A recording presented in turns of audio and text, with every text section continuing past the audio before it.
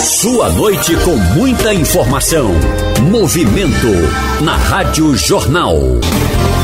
Movimento. Entrevista. Então nós vamos falar o seguinte, nós estamos ao telefone com o nosso querido amigo professor Rômulo Vicente. Professor Rômulo, boa noite. Boa noite, Marcelo. É um prazer falar com você. Boa noite a todo mundo que está nos ouvindo. Prazer é todo nosso. O professor Rômulo é professor de Química, né, de escolas particulares, e traz um tema para a gente que é bem interessante. O museu como elemento importante nas políticas e estratégias de desenvolvimento local. Explica isso para a gente, professor, o que é que você está realizando? Aliás, é você uma equipe ou você sozinho? Marcelo, o tema, né, dessa questão dos museus em relação à capacidade de desenvolver um local é um trabalho que está muito ligado à minha tese de doutorado. Sim. Obviamente eu estou junto com um grupo, né, um grupo que tem trabalhado muito na última década, né, o grupo NUP, Museus, Pesquisa e Investigação, que está vinculado ao programa de pós-graduação em ensino das ciências da Rural. Né? A Rural, né? Esse grupo é coordenado pela professora Elaine Civini Ferreira, e a gente tem investigado um novo papel para os museus, né? Se a gente pegar um consenso, as pessoas acreditam muito que o museu é nada mais nada menos que um lugar onde armazena, né? Um grande armazém do passado. Sim. Algumas visões mais pejorativas que até comparam com mausoléu, né? Mas assim como tudo tem evoluído na sociedade, os museus também têm mudado muito. Na verdade, a gente encontra esse tipo de museu de depósito, né? Museu de arquivo da história. Sim. Mas os museus também mudaram muito. A gente tem museus hoje dedicados com exposição interativa. O museu agora está muito focado na reação do público e sua relação também com o mesmo público, né? E na minha pesquisa a gente começou a perceber que também há uma outra relação, que não é muito comentada, mas a relação dos museus com as comunidades e os locais onde eles estão inseridos, né? De que forma, professor Rômulo?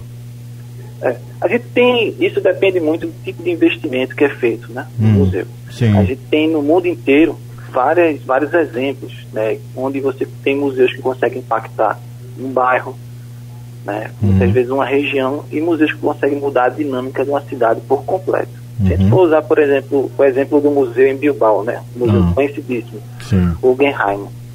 Ele foi construído na década de 90, né, entre 93 e 97, e ele vinha num cenário onde a cidade de Bilbao estava em decadência, né? Desemprego altíssimo, a questão principal da cidade, a questão naval, produção, né, construção de navios, estava tudo em declínio. E aí, dentro de um projeto, foi decidido no local onde se tinha os antigos estaleiros construir um museu de grande porte.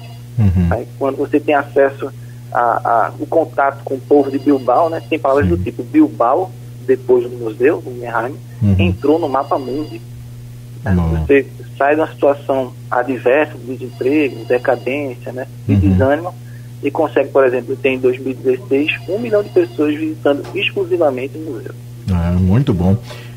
Professor Rômulo, o que é que lhe chamou mais atenção nessa sua pesquisa, a começar dos nossos aqui, Recife, nosso estado, capital do nosso estado.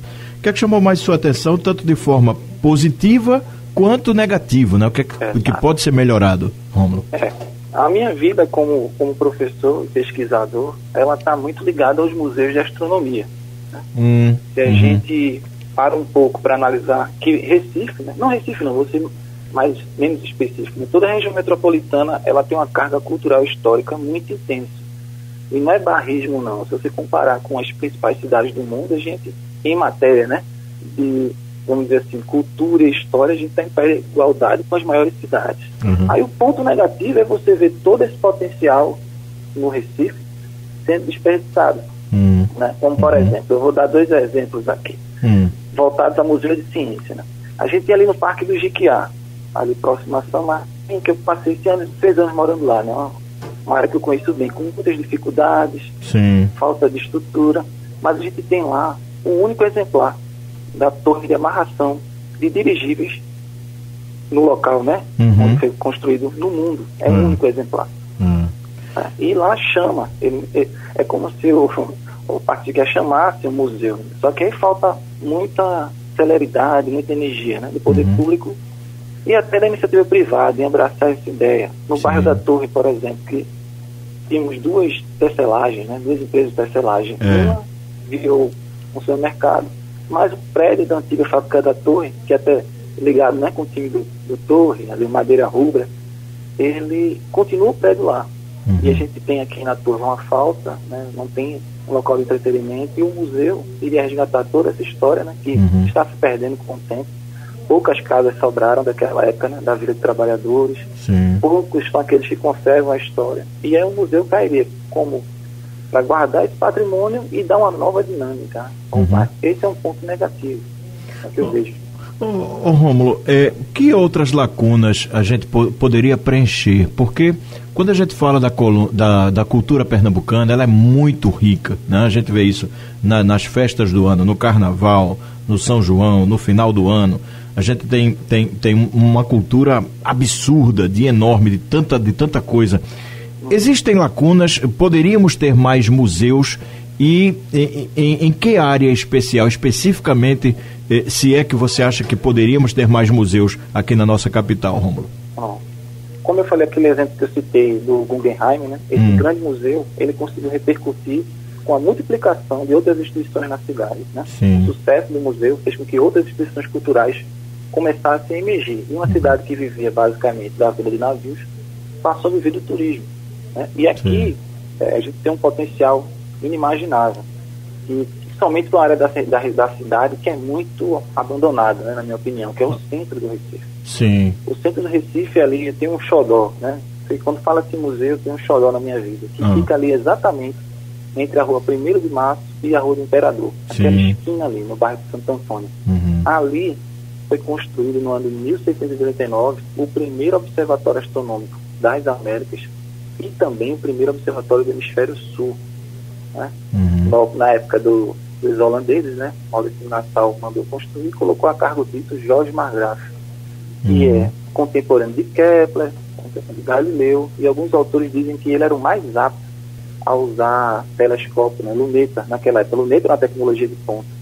Então esse equipamento de ponta, esse equipamento inédito no Hemisfério Sul, que a gente está em 1600, né? O mapeamento do céu do Hemisfério Sul era muito precário ainda.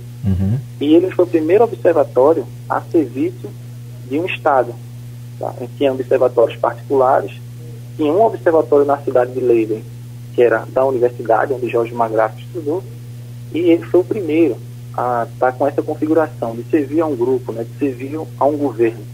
Tal coisa só foi se repetir em 1669. E aí quando a gente olha para a Rua do Imperador e vê que lá a gente tem o Arquivo Público, a Capela Dourada, o Museu Franciscano de Arte Sacra, o Gabinete Português de Leitura, a gente vê que existe uma potencialidade incrível em uma única rua, né, do que a gente chama de centro da cidade. E ali, se a gente consegue dar uma nova visão, né, pensa nesse museu com exposição, um museu voltado ao público, né, um museu com interatividade, vivência e múltiplas experiências, né, porque a gente pensa, quando eu penso no museu de antigamente e de hoje, a gente tem que pensar na relação entre shopping e centro comercial.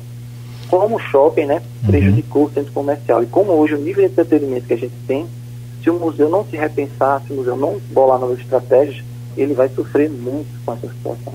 Então a gente consegue colocar lá um museu com toda essa história, né, por trás, a gente consegue sim remodelar, dar como é que fosse um novo espírito àquela área. Eu tive a oportunidade de passar durante a pandemia na Rua do Imperador para fazer, junto com um grupo, né, de entrega de alimentos, pessoas em condições de rua. E aí você vê as pessoas em abandono, já é uma situação absurda para uma cidade rica como Recife, né, comparada às outras. Uma cidade com mais de 100 anos não pode permitir uma situação daquela. E isso, junto com o abandono do patrimônio histórico, junto com o abandono das ruas, dá uma sensação de tristeza e indignação, né? Tanto que eu venho me movimentando nas redes sociais para alertar as pessoas sobre o impacto, que cuidar bem do nosso patrimônio traz um impacto positivo, principalmente a situação saindo de pandemia. A gente tem notícias terríveis aí sobre o desemprego, né? A falta de renda, e Recife perde a vocação turística e o turístico científico, né? E perde a potencialidade de muitos museus que podiam estar aí junto conosco, né?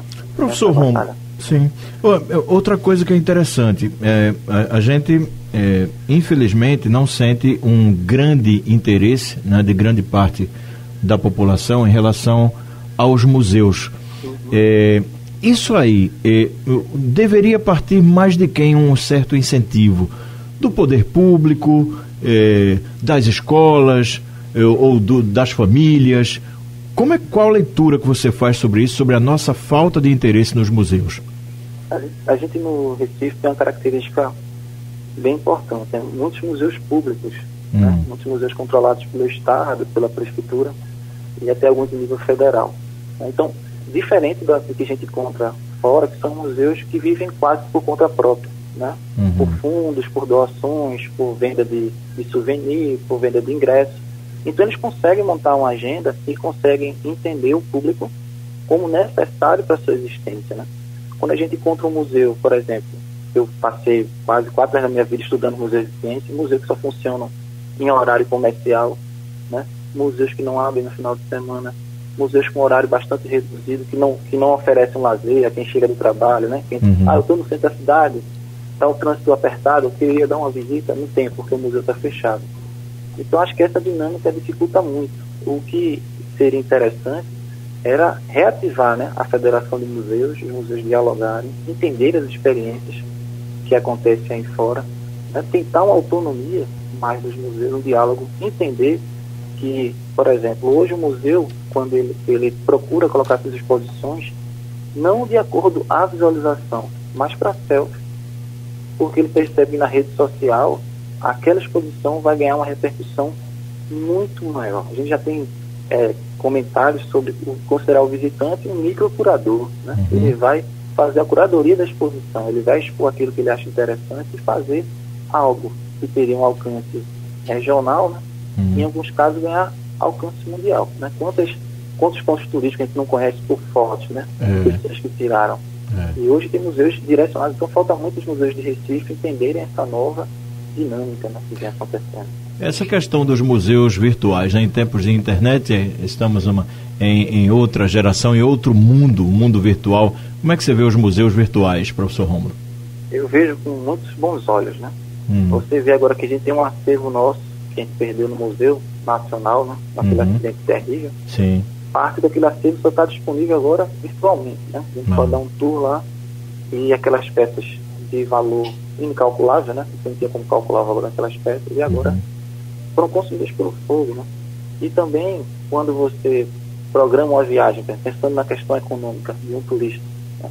Então esse museu virtual vai dar uma ideia de um roteiro que ele vai querer seguir, né? Então Recife, falando da nossa cidade, né, poderia sim tornar-se um ponto turístico por conta dos museus exibindo bem a sua história. Recife, eu só resumi aqui uma breve parte da história da astronomia de Recife. Se a gente andar um pouquinho para o lado para Olinda, a gente tem outra carga histórica relacionada à astronomia. Se a gente anda um pouquinho para o Marco Zero, tem a Torre Malakoff, também uma carga relacionada só à astronomia, né? Sim. Sem contar as outras ciências, outras áreas do conhecimento. O museu está sempre ligado à ciência, né? O museu, quando ele está dando os passos corretos, ele está ligado à ciência, à tecnologia, à sociedade e também ao ambiente urbano, né? A proposição dele lá no ambiente urbano. Rômulo, quais os próximos passos seus e da sua equipe em relação a essa pesquisa? Agora a gente vai ter a pandemia, né, afetou todo mundo, principalmente porque instituições como o museu, né, que geralmente tem um espaço curto, ambiente fechado, né, tem poucos museus ao ar livre aqui em Recife, na região metropolitana. A ideia é avançar nessa questão da relação dos museus com as localidades e aproveitar, já que as redes sociais estão sendo, né, extremamente utilizadas, essa relação, como ela tem se dado, né, com os museus fechados, tanto no modelo virtual, com a visitação virtual, ou a questão das lives. Os museus têm trabalhado com lives também, né? Tem sido uma ferramenta importantíssima na pandemia. O trabalho com lives tem que ficar aguardando, né, a pandemia terminar e também, ao mesmo tempo, sem ficar parado, né, entender essa relação dos museus com as localidades, que é uma coisa que a gente consegue ainda averiguar, né, com os casos que já aconteceram, e também a questão do público com o museu através das redes sociais, né? Eu queria que você deixasse o seu perfil, e não sei se a equipe tem um perfil também na internet para as pessoas encontrarem, mas você trabalha pela internet, né? trabalho. Eu vi a necessidade de a gente ampliar esse debate e agradeço muito essa oportunidade no seu programa, né? A gente está conversando, porque há muito, como eu disse anteriormente, ainda há muito no consenso geral, né? De entender o museu só como um armazém de artefatos históricos e etc. Mas o museu ele tem buscado mudar, né? Então eu tenho trabalhado tanto nas redes sociais para divulgar essas questões, divulgar as potencialidades, né, da cidade, como eu falei, né? A questão do primeiro Observatório das Américas, o Parque do Jequiá, a Fábrica na Torre. Aí qualquer dúvida, eu vou estar sempre aqui disposto a conversar com todo mundo para aprender, né? E principalmente, porque é um tema muito complexo, né? Então pode ser que as pessoas tenham desejo de conhecer mais sobre isso, né? Então, tanto no Facebook quanto no Instagram, é romulo.vicente.5. Romulo.vicente.5, né? .5. Parabéns pelo seu dia, você como cientista, né? Dia 8 de julho, Dia Nacional da Ciência, e o quanto a gente precisa valorizar a ciência nesse país, né, Rômulo? É verdade, a gente precisa fazer um novo normal, né? Normal com valorização assim, em seu patrimônio histórico nosso, né? Maravilha, meu querido professor Rômulo Vicente, muito obrigado pela entrevista, um grande abraço e sucesso aí nas pesquisas, Rômulo. Obrigado, Marcelo. Até mais. Até mais. O professor Rômulo Vicente conversou com a gente e trouxe o tema o museu como elemento importante nas políticas e estratégias de desenvolvimento social.